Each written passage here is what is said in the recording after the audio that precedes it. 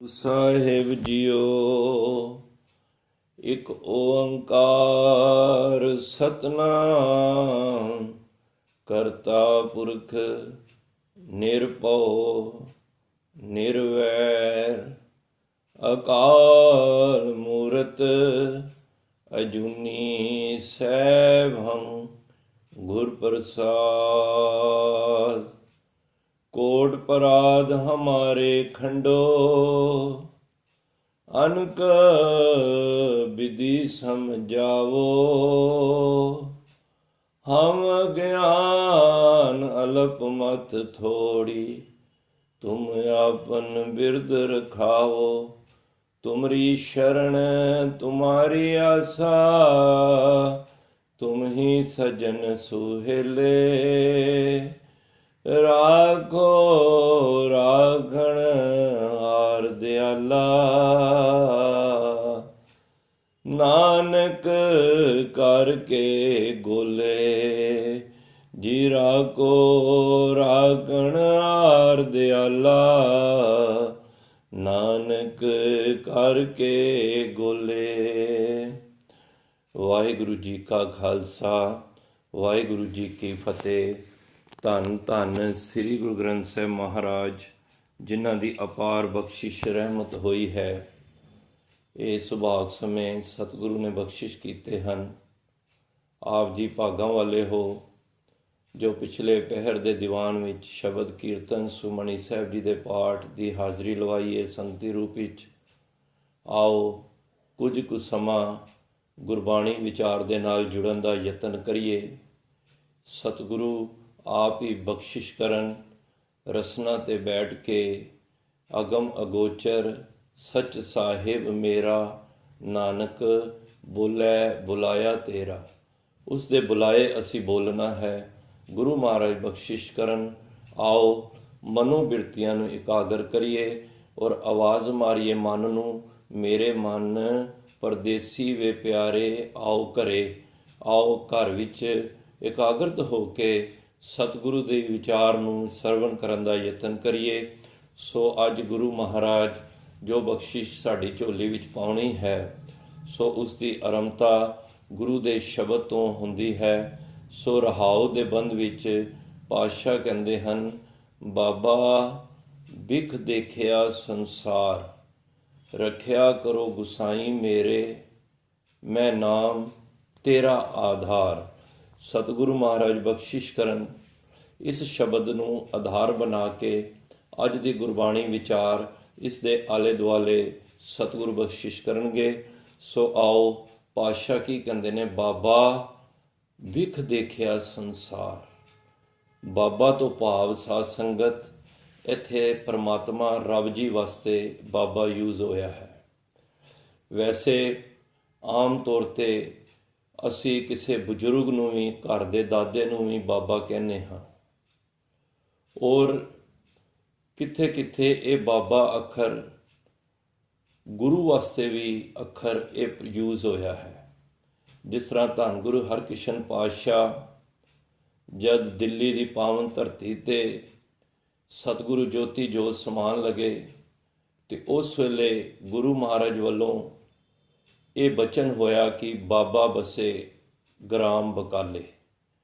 ਭਾਵ ਕਿ ਬਾਬੇ ਤੋਂ ਭਾਵ ਦਾਦਾ ਵੀ ਹੁੰਦਾ ਹੈ, ਕਿਉਂਕਿ ਗੁਰੂ ਸਾਹਿਬ ਦੇ ਗੁਰੂ ਹਰਕ੍ਰਿਸ਼ਨ ਪਾਤਸ਼ਾਹ ਦੇ ਰਿਸ਼ਤੇ ਵਿੱਚ ਦਾਦੇ ਦੇ ਭਰਾ ਸਨ। ਅਤੇ ਮਹਾਰਾਜ ਨੇ ਸੰਕੇਤ ਦੇ ਦਿੱਤਾ, ਇਸ਼ਾਰਾ ਦੇ ਦਿੱਤਾ ਕਿ ਬਾਬਾ ਬਸੇ ਗ੍ਰਾਮ ਬਕਾਲੇ, ਕਿ ਬਾਬੇ ਤੋਂ ਭਾਵ ਉਹ ਗੁਰੂ 'ਤੇ ਵੀ ਇਹ ਅੱਖਰ ਯੂਜ਼ ਹੁੰਦਾ ਹੈ।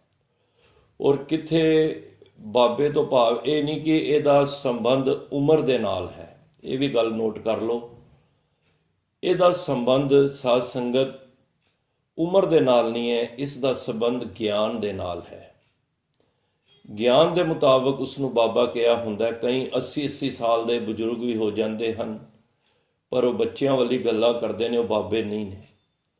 ਦੇਖੋ ਗੁਰੂ ਨਾਨਕ ਪਾਤਸ਼ਾਹ ਨੂੰ ਜਦ ਪਹਿਲੀ ਵਾਰੀ ਬਾਬਾ ਬੁੱਢਾ ਜੀ ਮਿਲੇ ਸਨ ਅਤੇ ਉਹਨਾਂ ਨੂੰ ਵੇਖ ਕੇ, ਉਹਨਾਂ ਦੇ ਦਰਸ਼ਨ ਕਰਕੇ ਗੁਰੂ ਨਾਨਕ ਪਾਤਸ਼ਾਹ ਦੇ, ਅਤੇ ਘਰ ਭੱਜਦੇ ਗਏ ਅਤੇ ਮਾਤਾ ਨੂੰ ਕਿਹਾ, ਮਾਤਾ ਇੱਕ ਬਹੁਤ ਹੀ ਜਲਾਲ ਰੂਪ ਇੱਕ ਫਕੀਰ ਆਏ ਹਨ ਔਰ ਮੈਨੂੰ ਇਸ ਤਰ੍ਹਾਂ ਜਾਪਦੇ ਨੇ ਉਹ ਪਰਮਾਤਮਾ ਦੇ ਰੂਪ ਨੇ, ਤੇ ਤੂੰ ਇਸ ਤਰ੍ਹਾਂ ਕਰ ਮਾਤਾ, ਮਿੱਸੇ ਪ੍ਰਸ਼ਾਦੇ ਤੇ ਇੱਕ ਲੱਸੀ ਦਾ ਛਾਛ ਇੱਕ ਗਲਾਸ ਤਿਆਰ ਕਰ ਦੇ, ਮੈਂ ਉਹਨਾਂ ਫਕੀਰਾਂ ਦੀ ਸੇਵਾ ਕਰਨਾ ਚਾਹੁੰਦਾ।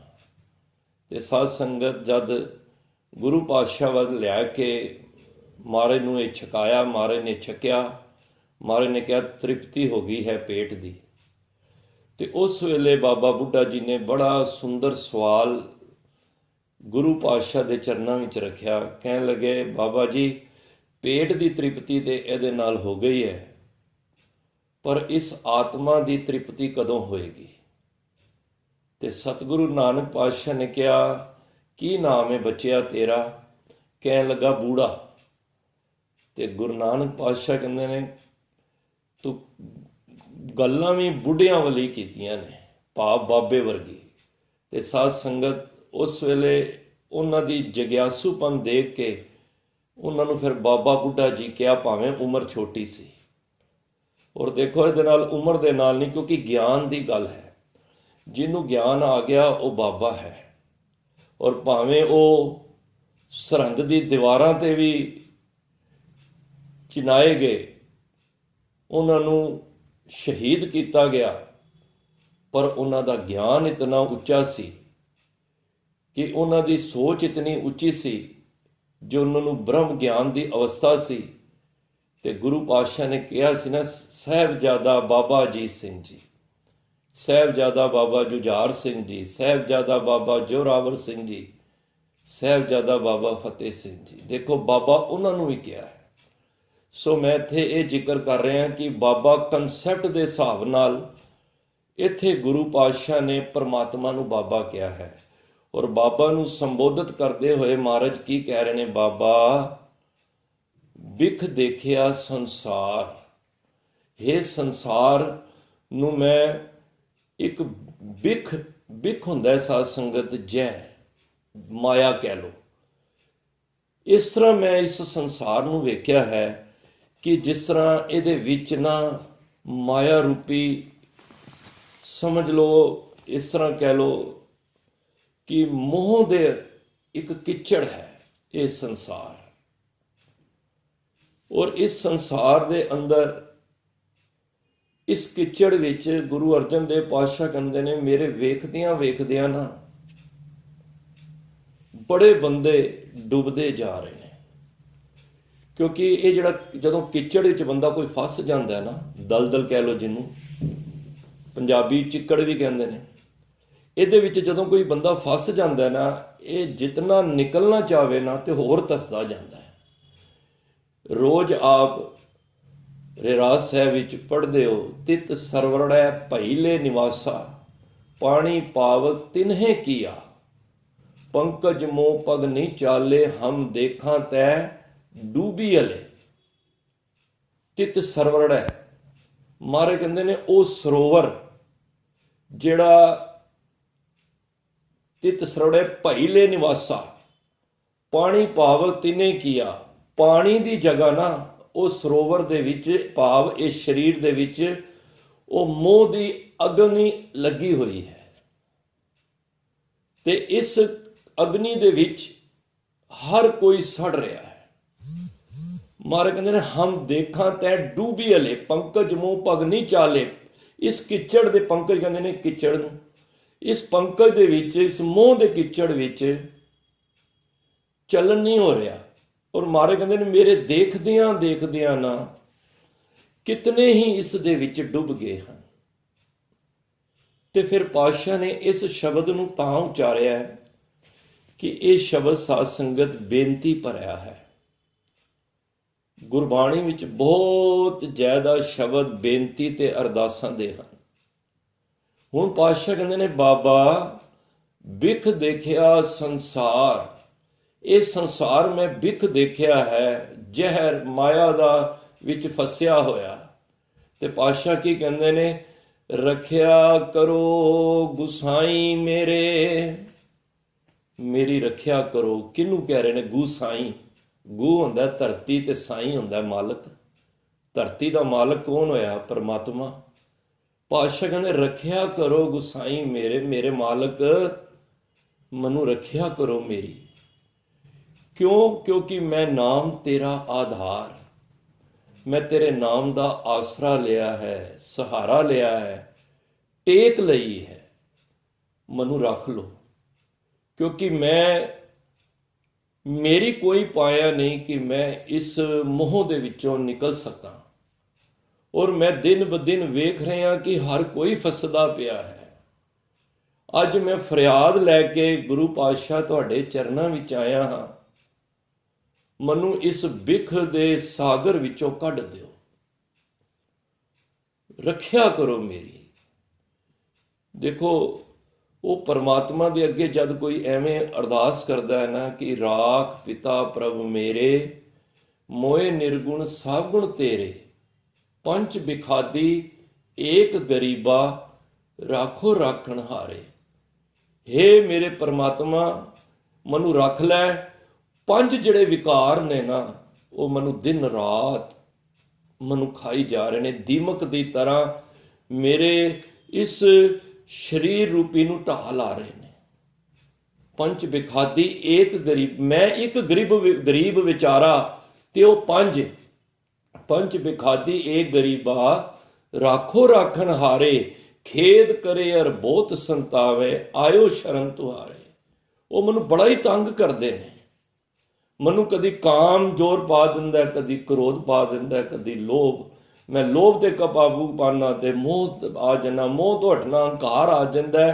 ਕਹਿਣ ਤੋਂ ਮੁਰਾਦ ਮੇਰੇ ਇਹ ਪੰਜੇ ਝਗੜਾਲੂ ਜਿਹੜੇ ਨੇ ਨਾ, ਮੈਨੂੰ ਦਿਨ ਰਾਤ ਮੈਨੂੰ ਪਰੇਸ਼ਾਨ ਕਰ ਰਹੇ ਨੇ। ਇਸ ਕਰਕੇ ਰੱਖਿਆ ਕਰੋ ਗੁਸਾਈ ਮੇਰੇ। ਹੇ ਪਰਮਾਤਮਾ, ਮੇਰੀ ਤੁਸੀਂ ਰੱਖਿਆ ਕਰੋ, ਕਿਉਂਕਿ ਮੈਂ ਇਸ ਸੰਸਾਰ ਦੇ ਵਿੱਚ ਡੁੱਬਦਾ ਜਾ ਰਿਹਾ ਹਾਂ।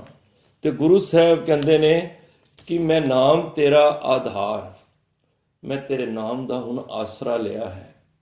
ਕਿਉਂਕਿ ਨਾਮ ਇੱਕ ਐਸਾ ਹੈ, ਇਸ ਨੂੰ ਕੋਈ ਵੀ ਜਪੇ ਨਾ ਸਾਧ ਸੰਗਤ, ਜਿਹੜਾ ਇਸ ਨਾਮ ਦੇ ਜਹਾਜ਼ੇ ਚੜ ਜਾਂਦਾ ਨਾ, ਸੱਚ ਜਾਣਿਓ ਪਰਮਾਤਮਾ ਉਹਦੀ ਰੱਖਿਆ ਕਰਦਾ ਹੈ।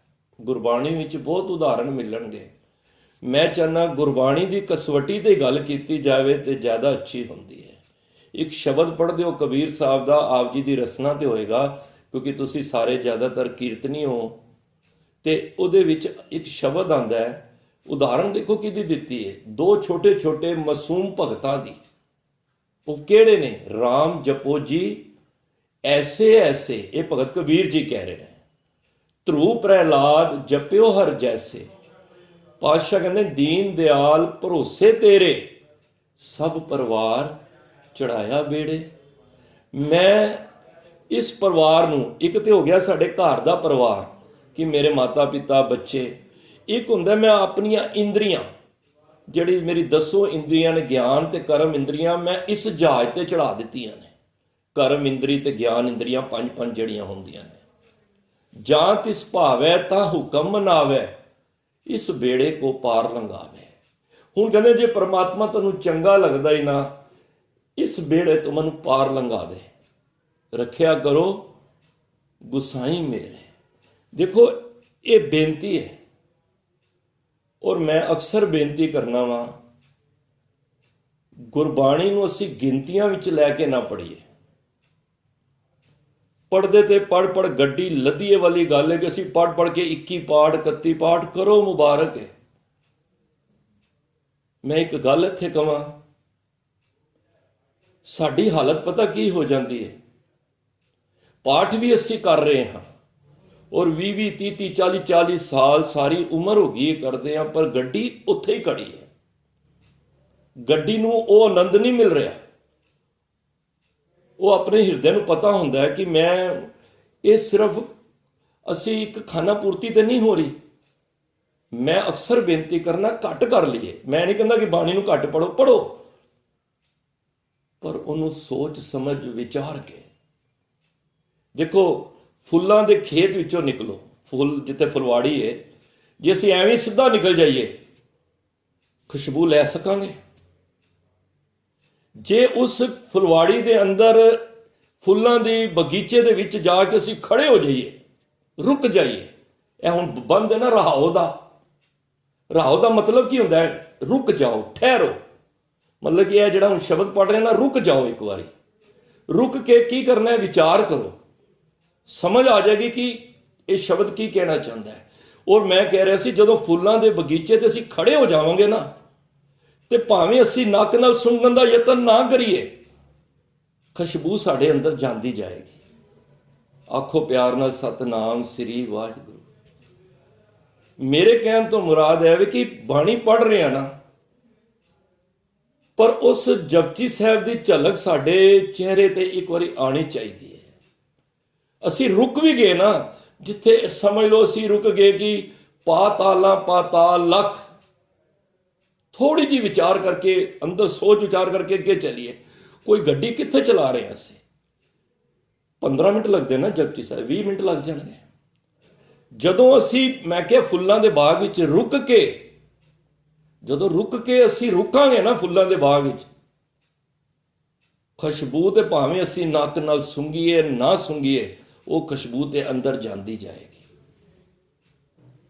ਇਹ ਰਹਾਉ ਦਾ ਬੰਦੇ, ਰੁਕ ਕੇ ਵਿਚਾਰ ਕਰੀਏ ਕਿ ਰੱਖਿਆ ਕਰੋ ਗੁਸਾਈ ਮੇਰੇ। ਮੈਂ ਅੱਜ ਤੁਹਾਡੇ ਚਰਨਾਂ ਦੇ ਵਿੱਚ ਅਰਦਾਸ ਬੇਨਤੀ ਕਰ ਰਿਹਾ, ਪਾਤਸ਼ਾਹ ਮੇਰੀ ਰੱਖਿਆ ਕਰੋ। ਹੁਣ ਦੇਖੋ ਕਿਹਦੇ ਅੱਗੇ ਰੱਖਿਆ ਕਰ ਰਹੇ ਹਾਂ, ਇਹ ਹੁਣ ਸ਼ਬਦ ਸਾਰਾ ਇਹਦੇ ਆਲੇ ਦੁਆਲੇ ਚੱਲੇਗਾ। ਤੇ ਪਾਤਸ਼ਾਹ ਕੀ ਕਹਿ ਰਹੇ ਹਨ? ਪਾਤਸ਼ਾਹ ਕਹਿ ਰਹੇ ਹਨ ਆਸਾ ਰਾਗ ਵਿੱਚ, ਜਾਂ ਤੂੰ ਸਾਹਿਬ ਤਾਂ ਭੋ ਕਿਹਾ। ਹੁਣ ਬੇਨਤੀ ਕਰਨੀ ਸ਼ੁਰੂ ਕੀਤੀ ਨਾ ਕਿ ਰੱਖਿਆ ਕਰੋ ਗੁਸਾਈ ਮੇਰੇ, ਮੈਂ ਨਾਮ ਤੇਰਾ ਆਧਾਰ। ਕੀਤੀ ਨਾ ਬੇਨਤੀ ਬਾਬਾ ਜੀ ਅੱਗੇ, ਬਾਬਾ ਬਿਖ ਦੇਖਿਆ ਸੰਸਾਰ, ਇਹ ਸੰਸਾਰ ਨੂੰ ਮੈਂ ਬਿਖ ਦੇਖਿਆ ਨਾ, ਹੁਣ ਮੇਰੀ ਤੁਸੀਂ ਰੱਖਿਆ ਕਰੋ। ਕਿਉਂ? ਖਾਲੀ ਮੈਂ ਰੱਖਿਆ ਕਰਨੀ, ਮੈਂ ਨਾਮ ਨੂੰ ਟੇਕ ਲੈ ਕੇ।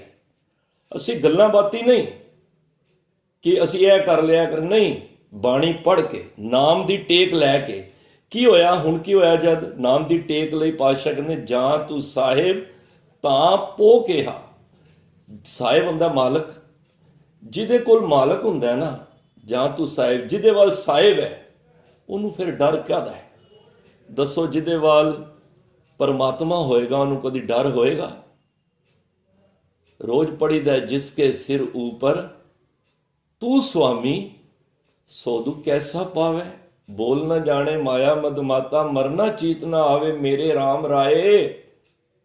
ਰੁਕ ਕੇ ਤੂੰ ਸੰਤਾਂ ਕਾ ਸੰਤ ਤੇਰੇ, तेरे सेवक को भो किछ नाही, जम नहीं आवे नेरे। जा तू साहिब ता भो किहा। हे परमात्मा, जिदे वाल तू होना ना, फिर डर कादा है? देखो, जा तू मेरे वल है, शब्द आपे ही आई जाणगे बाहर।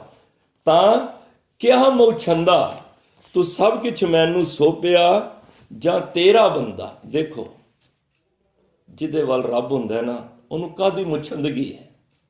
ਕਿਸੇ ਦੀ ਕੋਈ ਮੁਛੰਦਗੀ ਨਹੀਂ। ਜਾਮ ਗੁਰੂ ਹੋਏ ਵੱਲ ਧਨੇ ਕਿਆ ਗਾਰਵ ਦੀਜੈ, ਜਾਮ ਗੁਰੂ ਹੋਏ ਵੱਲ ਲੱਖ ਬਾਏ ਕਿਆ ਕੀਜੈ। ਜਿਹਦੇ ਵੱਲ ਰੱਬ ਹੈ ਨਾ, ਗੁਰੂ ਹੈ, ਉਹਦੇ ਅੱਗੇ ਲੱਖਾਂ ਬਾਹਾਂ ਵੀ ਕੁਛ ਨਹੀਂ ਉਹਦਾ ਵਿਗਾੜ ਸਕਦੀਆਂ। ਭਾਵੇਂ ਤੁਸੀਂ ਚਮਕੌਰ ਦੀ ਗੜੀ ਦੇ ਵਿੱਚ 10 ਲੱਖ ਦੀ ਫੌਜ ਹੈ ਤੇ 40 ਸਿੰਘ ਲੜਦੇ ਪਏ ਨੇ, ਇਹ ਕੀ ਹੈ? ਜਾਮ ਗੁਰੂ ਹੋਏ ਵੱਲ ਲੱਖ ਬਾਏ ਕਿਆ ਕੀਜੈ, ਜਿਸ ਦੇ ਹੋਵੇ ਵੱਲ ਸੋ ਕਦੇ ਨਾ ਹਾਰਦਾ। ਦੇਖੋ ਗੁਰਬਾਣੀ ਕੀ ਕਹਿ ਰਹੀ ਹੈ? ਜਾਂ ਤੂੰ ਸਾਹਿਬ ਤਾਂ ਭਉ ਕਿਹਾ, ਜਿਸ ਦਾ ਸਾਹਿਬ ਡਾਢਾ ਹੋਏ ਤਿਸ ਨੂੰ ਮਾਰ ਨਾ ਸਕੇ ਕੋਈ। ਜਿਹਦੇ ਵੱਲ ਸਾਹਿਬ ਹੁੰਦਾ ਨਾ ਡਾਢਾ, ਭਾਵ ਉਹ ਪਰਮਾਤਮਾ ਜਿਹਦੇ ਕੋਲ ਨਾਲ ਹੈ ਨਾ, ਉਹਨੂੰ ਕੋਈ ਡਰਨ ਵਾਲੀ ਕੋਈ ਗੱਲ ਨਹੀਂ, ਕਿਉਂਕਿ ਉਹ ਪਰਮਾਤਮਾ ਸਭ ਦਾ ਸਾਥ ਦਿੰਦਾ ਹੈ। ਹੋਂ ਤੁਧ ਬਿਨ ਕਿਸ ਸਾਲਾਹੀ। ਪਾਤਸ਼ਾਹ ਕਹਿੰਦੇ ਨੇ ਫਿਰ ਡਰ ਕਾਦਾ, ਤੇ ਮੈਂ ਹੁਣ ਤੇਰੇ ਬਗੈਰ ਕਿਹਨੂੰ ਸਲਾਵਾਂ? ਤੇਰੇ ਬਗੈਰ ਹੈ ਵੀ ਕੌਣ? ਤੁਧ ਬਿਨ ਦੂਜਾ ਅਵਰ ਨਾਹੀ। ਹੋਂ ਤੁਧ ਬਿਨ ਕਿਸ ਸਾਲਾਹੀ, ਮੈਂ ਤੇਰੇ ਤੋਂ ਬਗੈਰ ਕਿਸ ਨੂੰ ਸਲਾਵਾਂ? ਕੋਈ ਹੈ ਹੀ ਨਹੀਂ, ਕਿਉਂਕਿ ਪਰਮਾਤਮਾ ਤੂੰ ਤੇ ਇੱਕੋ ਹੀ ਹੈ। ਕਰਨ ਕਾਰਨ ਪ੍ਰਭ ਏਕ ਹੈ, ਦੂਸਰ ਨਾਹੀ ਕੋਏ, ਸਾਏ ਮੇਰਾ ਏਕੋ ਹੈ। ਏਕੋ ਹੈ ਭਾਈ, ਏਕੋ ਹੈ, ਉਹ ਤੇ ਇੱਕ ਹੀ ਹੈ। ਉਹਨੂੰ, ਉਹਦੇ ਬਗੈਰ ਕੋਈ ਹੋਰ ਹੈ ਹੀ ਨਹੀਂ। ਤੋ ਪਾਤਸ਼ਾਹ ਤੇ ਕਹਿ ਰਹੇ ਨੇ, ਏਕ ਤੂੰ ਤਾਂ ਸਭ ਕੁਛ ਹੈ, ਮੈਂ ਤੁਧ ਬਿਨ ਦੂਜਾ ਨਾਹੀ। ਜੇ ਤੂੰ ਇੱਕ ਮੇਰੇ ਨਾਲ ਹੈ ਨਾ, ਤੇ ਇਸ ਤੋਂ ਬਗੈਰ ਫਿਰ ਦੂਜਾ ਕੋਈ ਹੈ ਹੀ ਨਹੀਂ ਹੈ। ਤੁਧ ਬਿਨ ਅਵਰ ਨਾਹੀ ਮੈਂ ਦੂਜਾ, ਤੂੰ ਮੇਰੇ ਮਨ ਮਾਹੀ। ਤੂੰ ਸਾਜਣ ਸੰਗੀ ਪ੍ਰਭ ਮੇਰਾ, ਕਾਹੇ ਜੀ ਡਰਾਈ।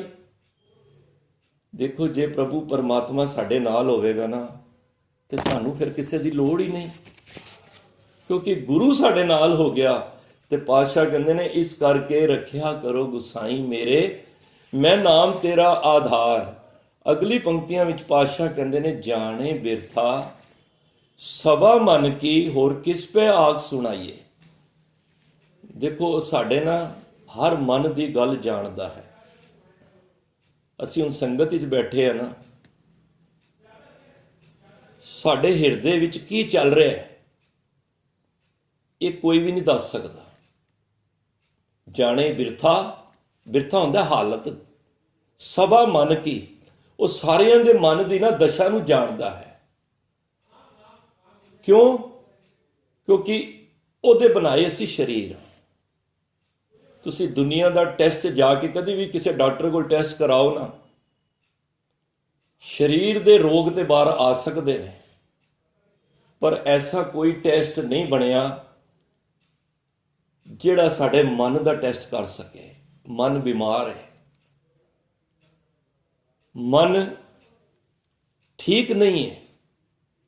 ਮਨ ਦੀ ਹਾਲਤ ਨਾ ਕਿਸੇ ਟੈਸਟ 'ਚ ਨਹੀਂ ਆਉਂਦੀ, ਭਾਵੇਂ ਕੋਈ ਤੁਸੀਂ MRI ਕਰਾ ਲਓ, CT ਸਕੈਨ ਕਰਾ ਲਓ, ਕੁਛ ਵੀ ਕਰਾ ਲਓ, ਅਲਟਰਾਸਾਊਂਡ ਕਰਾ ਲਓ, ਪਰ ਉਹ ਕਿਸੇ ਟੈਸਟ ਵਿੱਚ ਨਹੀਂ ਆਉਂਦਾ, ਕਿਉਂਕਿ ਉਹ ਅੰਦਰ ਦੀ ਹਾਲਤ ਉਹ ਸਾਡੀ ਪਰਮਾਤਮਾ ਹੀ ਜਾਣਦਾ ਹੈ। ਇਸ ਕਰਕੇ ਜਿਹੜਾ ਅੰਦਰ ਦੀ ਹਾਲਤ ਜਾਣਦਾ ਹੈ, ਅਸੀਂ ਉਹਦੇ ਨਾਲ ਕਿਉਂ ਨਾ ਕਰੀਏ।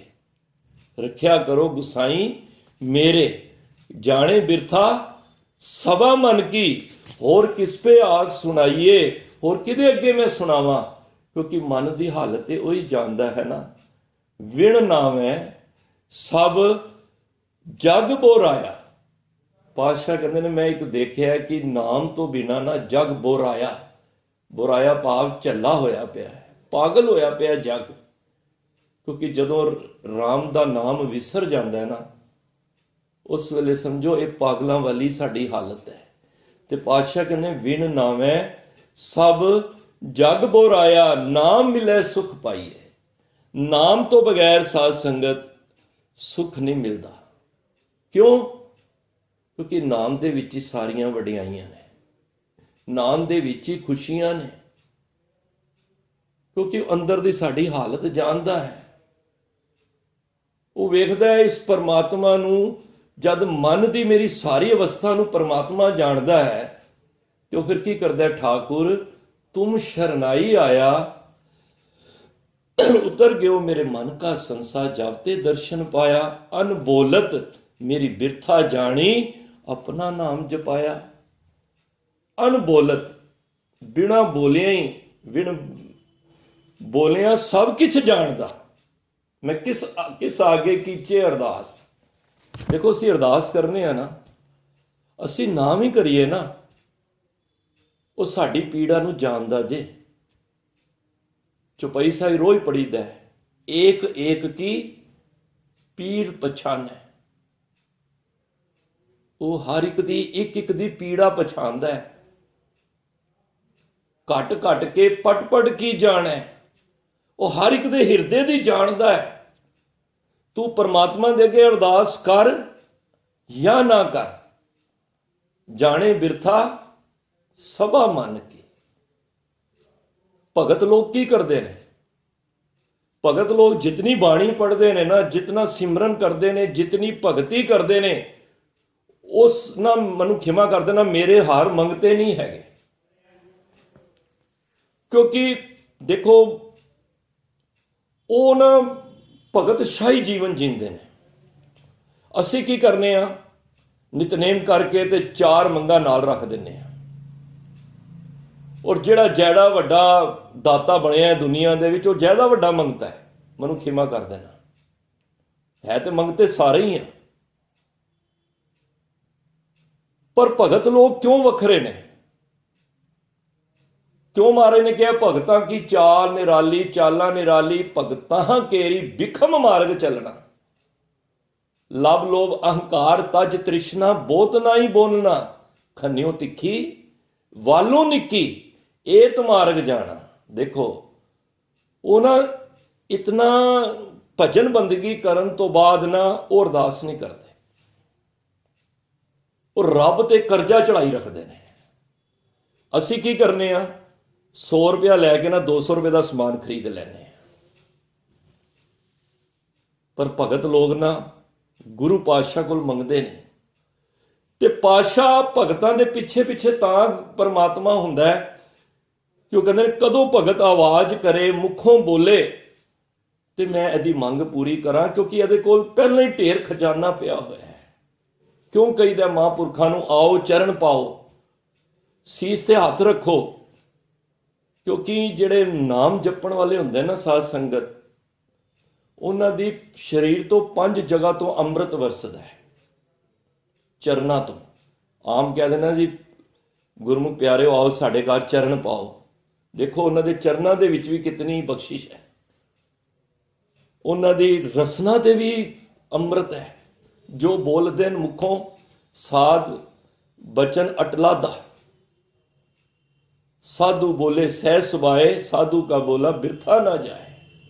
ਉਹਨਾਂ ਦੀ ਅੱਖਾਂ ਦੇ ਨੇਤਰਾਂ ਦੇ ਵਿੱਚ ਵੀ ਰੱਬ ਹੈ, ਉਹਨਾਂ ਦੇ ਹਿਰਦੇ ਵਿੱਚ ਵੀ ਰੱਬ ਹੈ, ਤੇ ਪੰਜਵੀਂ ਉਹਨਾਂ ਦੇ ਹੱਥ ਵਿੱਚ ਵੀ ਹੈ। ਕਈ ਦਿਨ ਸਾਡੇ ਬੱਚੇ ਤੇ ਹੱਥ ਰੱਖ ਦੋ ਪੜਦਾ ਨਹੀਂ ਹੈ। ਇਹ ਕੀ ਹੈ ਕਿ ਉਹਨਾਂ ਕੋਲ ਖਜ਼ਾਨਾ ਹੀ ਇਤਨਾ ਵੇ, ਉਹਨਾਂ ਦੇ ਸਰੀਰ ਵਿੱਚ ਹਰ ਕਣ ਕਣ ਦੇ ਵਿੱਚ ਗੁਰਮੁਖ ਰੋਮ ਰੋਮ ਅਰਤਿਆ ਹੋਵੇ। ਉਹ ਇਤਨਾ ਉਹਨਾਂ ਕੋਲ ਖਜ਼ਾਨਾ ਹੁੰਦਾ ਹੈ ਕਿ ਉਹ ਵੰਡੀ ਵੀ ਜਾਣਨਾ ਤੇ ਖਤਮ ਨਹੀਂ ਹੁੰਦਾ।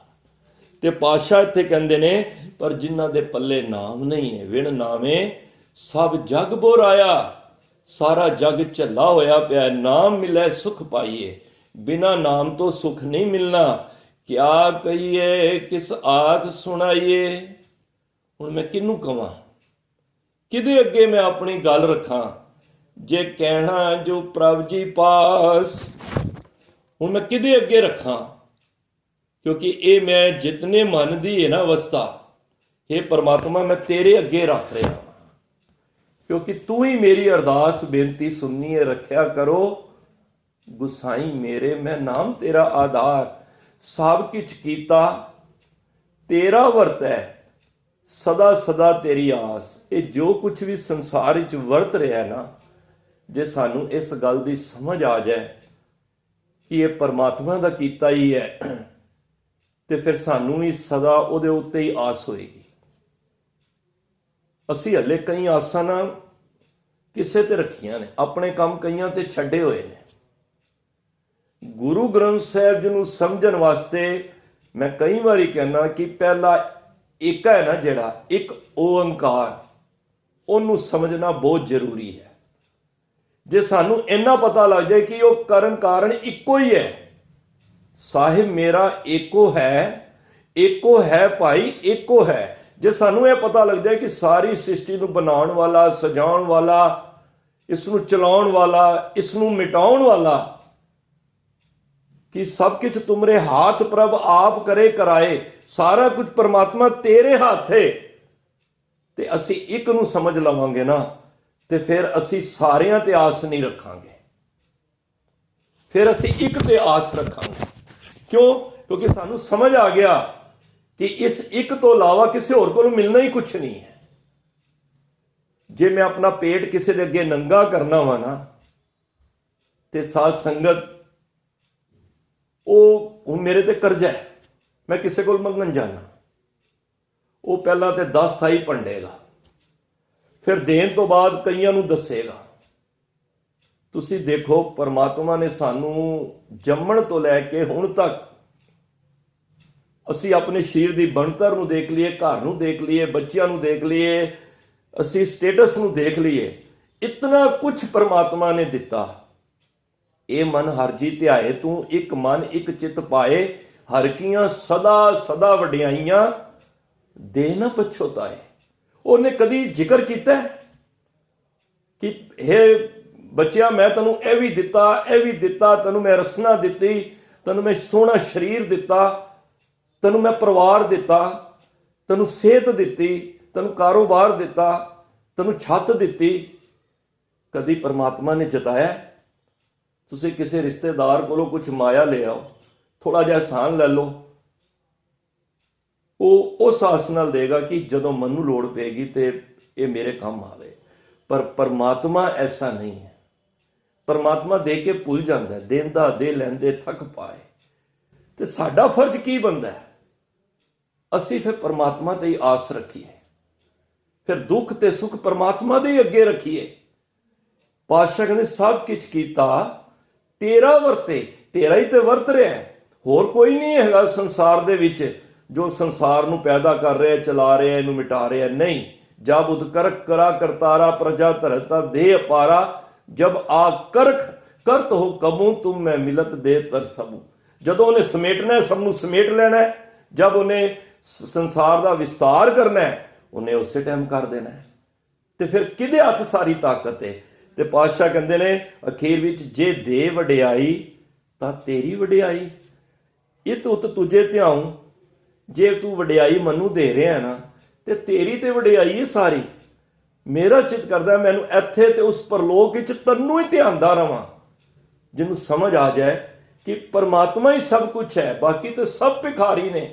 ਮੰਗੂ ਕਾਹੇ ਰੰਕ ਸਭ ਦੇਖੂੰ, ਤੁਮੀ ਤੇ ਮੇਰੋ ਨਿਸਤਾਰ। ਕਬੀਰ ਸਾਹਿਬ ਕਹਿੰਦੇ ਮੈਂ ਕਿਹਦੇ ਕੋਲ ਮੰਗਾ, ਸਾਰੇ ਤੇ ਭਿਖਾਰੀ ਨੇ ਇੱਥੇ। ਕੋਈ ਜ਼ਿਆਦਾ ਦਾਨੀ ਬਣਿਆ ਉਹ ਜ਼ਿਆਦਾ ਵੱਡਾ ਭਿਖਾਰੀ ਹੈ। ਹਮ ਭੀਖ ਭਿਖਾਰੀ ਤੇਰੇ, ਤੂੰ ਨਿਜਪਤ ਹੈ ਦਾਤਾ। ਤੇ ਪਾਤਸ਼ਾਹ ਕਹਿੰਦੇ ਨੇ ਅਖੀਰ ਵਿੱਚ, ਨਾਨਕ ਕੇ ਪ੍ਰਭ ਸਦਾ ਸੁਖ ਦਾਤੇ।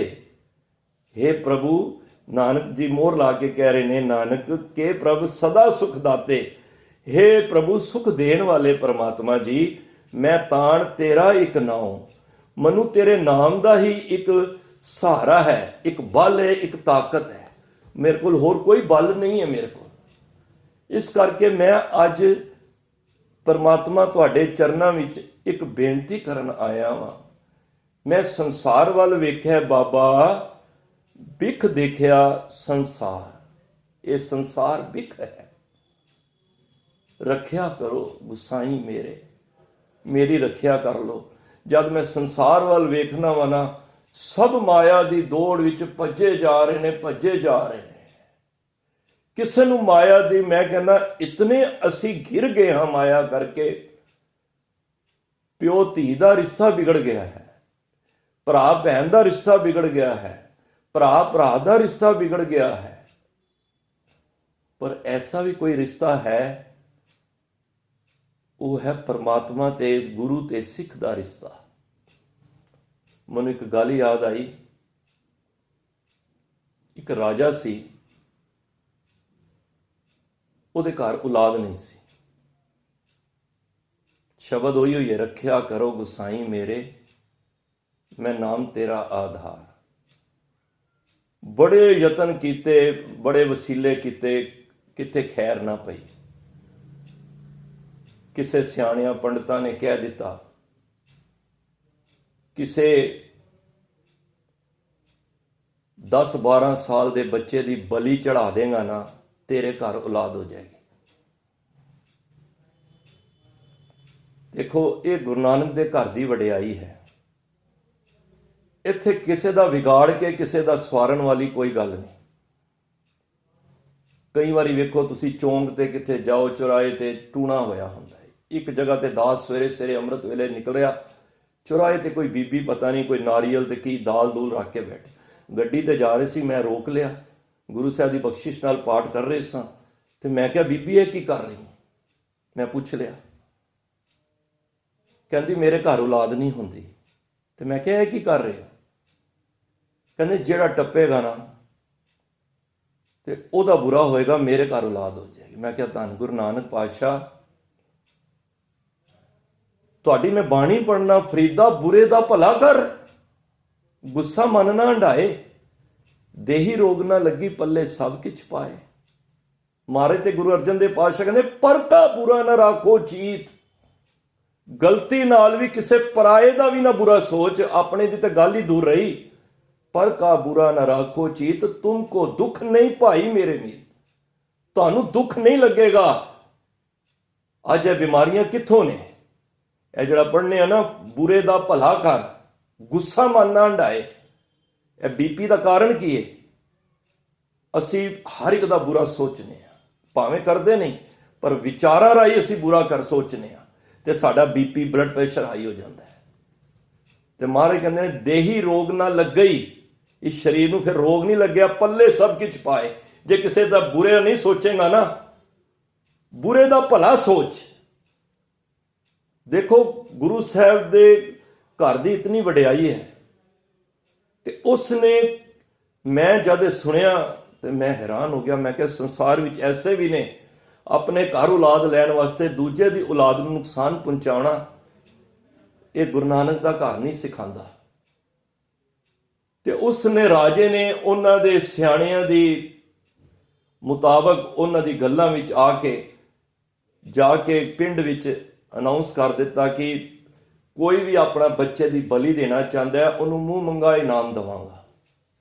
ਹੁਣ ਇੱਕ ਗਰੀਬ ਪਰਿਵਾਰ ਸੀ, ਉਹਨੇ ਆਪਣੇ ਬੱਚੇ ਵੱਲ ਵੇਖਿਆ, ਇੱਕੋ ਮੁੰਡਾ ਸੀ ਪਰ ਘਰ ਵਿੱਚ ਗਰੀਬੀ ਬੜੀ ਸੀ। ਉਹ ਲੈ ਗਿਆ ਆਪਣੇ ਬੱਚੇ ਨੂੰ, ਕਹਿੰਦਾ ਲੈ ਲਓ ਬੱਚਾ, ਤੇ ਉਹਨੇ ਮੂੰਹ ਮੰਗੀ ਦਾਲ ਲੈ ਲਈ। ਮੁੰਡਾ ਵੇਖਦਾ ਰਹਿ ਗਿਆ, ਪਿਤਾ ਪਿਓ ਕਰਦਾ ਰਹਿ ਗਿਆ, ਉਹ ਛੋੜ ਕੇ ਚਲਾ ਗਿਆ। ਹੁਣ ਰਾਜੇ ਨੇ ਦਿਨ ਨਿਯਤ ਕੀਤਾ, ਉਹਦੇ ਪੁੱਤਰ ਨੂੰ ਲੈ ਲਿਆ, ਪਿਓ ਘਰ ਚਲਾ ਗਿਆ। 2 ਦਿਨ ਬਾਅਦ ਦਿਨ ਨਿਯਤ ਹੋਇਆ, ਸਵੇਰੇ ਜਾਗੇ, ਇਸ਼ਨਾਨ ਕਰਾਇਆ, ਬਲੀ ਦੇਣੀ ਹੈ। ਤੇ ਬਲੀ ਵਾਸਤੇ ਤਿਆਰ ਹੋਏ, ਸਾਰੇ ਪਿੰਡ ਵਾਲੇ ਇਕੱਠੇ ਹੋ ਗਏ, ਰਾਜਾ ਵੀ ਬਹਿ ਗਿਆ। ਤੇ ਰਾਜਾ ਕਹਿੰਦਾ ਇੱਕ ਵਾਰੀ ਬੱਚੇ ਕੋਲੋਂ ਪੁੱਛ ਲਈਏ ਕਿ ਇਹਨੂੰ ਤਾਂ ਮਰ ਜਾਣਾ ਥੋੜੀ ਦੇਰ ਤੱਕ, ਇਹਦੀ ਬਲੀ ਚੜ ਜਾਣੀ ਹੈ, ਇਹਦੀ ਕੋਈ ਖੁਆਇਸ਼ ਹੈ, ਇੱਛਾ ਹੈ ਕੋਈ? ਰੱਖਿਆ ਕਰੋ ਗੁਸਾਈ ਮੇਰੇ, ਮੈਂ ਨਾਮ ਤੇਰਾ ਆਧਾਰ। ਬੱਚਾ ਕਹਿੰਦਾ ਜੀ ਮੈਨੂੰ 15 ਮਿੰਟ ਦੇ ਦਿਓ, ਇਹ ਸਾਹਮਣੇ ਨਦੀ ਹੈ, ਇਹ ਮਿੱਟੀ ਵਿੱਚ ਮੈਂ ਥੋੜੀ ਦੇਰ ਖੇਡਾਂਗਾ। ਰਾਜੇ ਨੇ ਕਿਹਾ ਕੋਈ ਗੱਲ ਨਹੀਂ, ਬੱਚੇ ਦੀ ਮਨ ਦੀ ਇੱਛਾ ਹੈ, ਪੂਰੀ ਕੀਤੀ ਜਾਵੇ। ਬੱਚਾ ਖੁੱਲਾ ਛੋੜ ਦਿੱਤਾ, ਬੱਚਾ ਨਦੀ ਦੇ ਕਿਨਾਰੇ ਗਿਆ।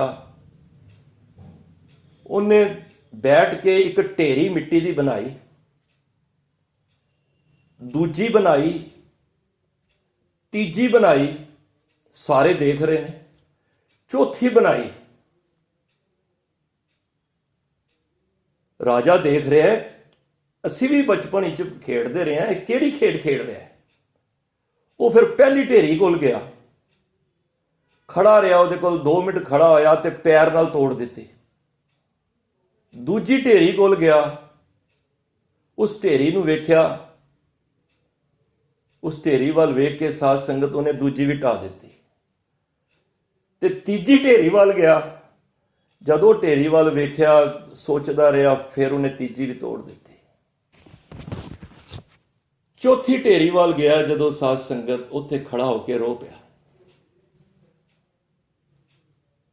ਜਦ ਉੱਚਾ ਰੋਇਆ,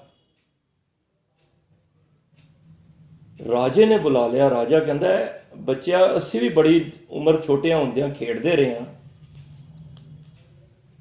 ਪਰ ਇੱਕ ਐਸੀ ਵਿਲਨਤਾ ਇਹਦੇ ਵਿੱਚ, ਤੂੰ ਇਹ ਕਿਹੜੀ ਖੇਡ ਖੇਡੀ ਹੈ? ਇਹ ਤੂੰ ਢੇਰੀਆਂ ਬਣਾਈਆਂ, ਫਿਰ ਇੱਕ ਢੇਰੀ ਨੂੰ ਢਾਇਆ, 4 ਢੇਰੀਆਂ ਬਣਾ ਕੇ, ਇੱਕ ਦੇ ਅੱਗੇ ਢਾਈ ਨਹੀਂ, ਤੇ ਉਹਦੇ ਅੱਗੇ ਤੂੰ ਖੜਾ ਰਿਹਾ ਤੇ ਰੋ ਪਿਆ। ਤੇ ਰਾਜਾ ਰਾਜੇ ਨੂੰ ਪਤਾ ਕੀ ਕਹਿੰਦਾ ਬੱਚਾ?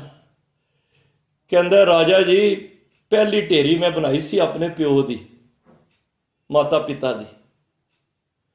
ਮੈਂ ਸੋਚਦਾ ਰਿਹਾ ਕਿ ਇੱਕ ਜਦ ਮਾਤਾ ਪਿਤਾ ਜਨਮ ਦਿੰਦੇ ਨੇ ਤੇ ਫਰਜ਼ ਤੇ ਬੱਚੇ ਦਾ, ਉਹਦੀ ਪਾਲਣਾ ਕਰਨਾ ਮਾਤਾ ਪਿਤਾ ਦਾ ਕੰਮ ਹੈ ਨਾ। ਪਰ ਉਹਨਾਂ ਨੇ ਚੰਦ ਪੈਸਿਆਂ ਪਿੱਛੇ ਮੈਨੂੰ ਤੇਰੇ ਕੋਲ ਵੇਚ ਦਿੱਤਾ, ਮੇਰੀ ਜਰਾ ਵੀ ਪਰਵਾਹ ਨਹੀਂ ਕੀਤੀ। ਸਾਧ ਸੰਗਤ, ਜਿੱਥੇ ਪੁੱਤ ਸਪੁੱਤ ਨੇ ਉੱਥੇ ਮਾਪੇ ਕਮਾਪੇ ਵੀ ਹੁੰਦੇ ਜੇ।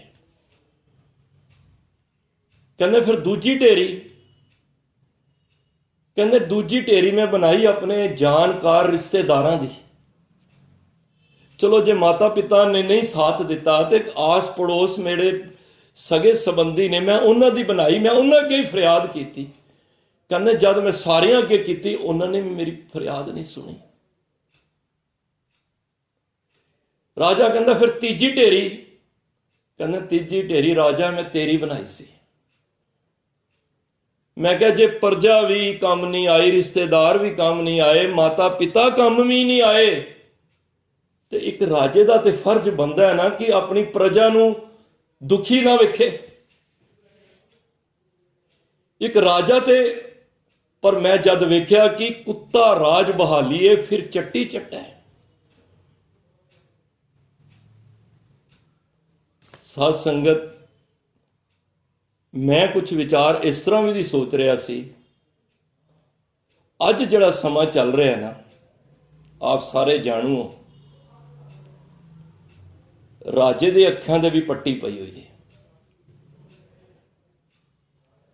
ਰਾਜੇ ਦਾ ਕੰਮ ਕੀ ਹੈ ਮੈਨੂੰ ਦੱਸੋ? ਰਾਜੇ ਦਾ ਕੰਮ ਹੈ ਕਿ ਜਿੱਥੇ ਪ੍ਰਜਾ ਰੋਂਦੀ ਹੈ, ਜਿੱਥੇ ਪ੍ਰਜਾ ਦੁਖੀ ਹੈ, ਉਹਦੇ ਜਾ ਕੇ ਉਹਦੀ ਫਰਿਆਦ ਸੁਣੇ। ਅੱਜ ਕਿਸਾਨ ਲੋਕ ਕਿਸ ਹਾਲਾਤ ਵਿੱਚ ਨੇ? ਪੂਰੀ ਸਰਦੀਆਂ 80-80 90-90 ਸਾਲ ਦੇ ਬਜ਼ੁਰਗ ਬਾਬੇ ਉੱਥੇ ਰੋਡ ਦੇ ਉੱਤੇ ਬੈਠ ਕੇ ਰਾਤ ਕੱਟਣੀ ਹੋਵੇ, ਸਾਨੂੰ ਕਮਰਿਆਂ ਵਿੱਚ ਰਜਾਈਆਂ ਵਿੱਚ ਵੀ ਠੰਡ ਲੱਗਦੀ ਹੋਵੇ, ਕਿਹਦਾ ਫਰਜ਼ ਹੈ? ਸਾਧ ਸੰਗਤ, ਗੱਲ ਇਹ ਵੇ, ਜਦੋਂ ਬੰਦੇ ਦੀ ਮੱਤ ਕਹਿੰਦੇ ਤਪੋ ਰਾਜ ਰਾਜੋ ਨਰਕ, ਇੰਨਾ ਤਪ ਕਰਕੇ ਬੰਦਾ ਰਾਜ ਲੈਂਦਾ ਹੈ, ਪਰ ਜਦੋਂ ਮੱਤ ਮਰੀ ਜਾਏ ਫਿਰ ਉਹ ਨਰਕਾਂ ਦਾ ਭਾਗੀ ਬਣ ਜਾਂਦਾ ਹੈ। ਕਿਉਂਕਿ ਜਦੋਂ ਰਾਜ ਮਿਲ ਜਾਏ ਨਾ, ਇਹ ਤੇ ਰਾਜਾ ਜਨਕ ਵਰਗਾ ਹੀ ਕੋਈ ਰਾਜਾ ਸੀ, ਭਗਤ ਵੱਡਾ ਰਾਜਾ ਜਨਕ ਹੈ, ਗੁਰਮੁਖ ਮਾਇਆ ਵਿੱਚ ਉਦਾਸੀ। ਕਿ ਵੱਡਾ ਰਾਜਾ ਜਨਕ ਇਤਨਾ ਵੱਡਾ ਰਾਜਾ ਸੀ, ਭਗਤ ਸੀ, ਪਰ ਉਦਾਸ ਰਹਿੰਦਾ ਸੀ। ਗੁਰਮੁਖ ਮਾਇਆ ਵਿੱਚ ਉਦਾਸੀ, ਉਹ ਮਾਇਆ ਦੇ ਵਿੱਚ ਰਹਿੰਦਾ ਉਦਾਸ ਸੀ। ਉਦਾਸ ਤੋਂ ਭਾਵ ਕਿ ਪਰਮਾਤਮਾ ਦੇ ਵਿਛੋੜੇ ਦਾ ਉਹਨੂੰ ਉਦਾਸੀ ਸੀ। ਉਹਦੇ ਅੰਦਰ ਇੱਕ ਵੇਦਨਾ ਸੀ ਕਿ ਮੈਂ ਪਰਮਾਤਮਾ ਤੋਂ ਵਿਛੜਿਆ ਹੋਇਆ ਵਾਂ। ਔਰ ਜਿਹੜਾ ਪਰਮਾਤਮਾ ਦੇ ਭੈ ਵਿੱਚ ਹੋਏਗਾ ਉਹ ਪ੍ਰਜਾ ਨੂੰ ਦੁੱਖ ਨਹੀਂ ਦੇਖੇਗਾ, ਉਹ ਆਪ ਤਾਂ ਸੁਖੀ ਸੋਏਗਾ, ਪਹਿਲਾਂ ਪ੍ਰਜਾ ਸੁਖੀ ਸੋਏਗੀ। ਕਿਤਨੇ ਸਾਲ ਮਹਾਰਾਜਾ ਰਣਜੀਤ ਸਿੰਘ ਨੇ ਰਾਜ ਕੀਤਾ ਹੈ, ਕਿਸੇ ਇੱਕ ਵੀ ਉਸ ਵੇਲੇ ਸਮੇਂ 30-40 ਸਾਲ ਇੱਕ ਵੀ ਮਰਡਰ, ਇੱਕ ਵੀ ਕਿਸੇ ਦਾ ਖੂਨ ਨਹੀਂ ਹੋਇਆ।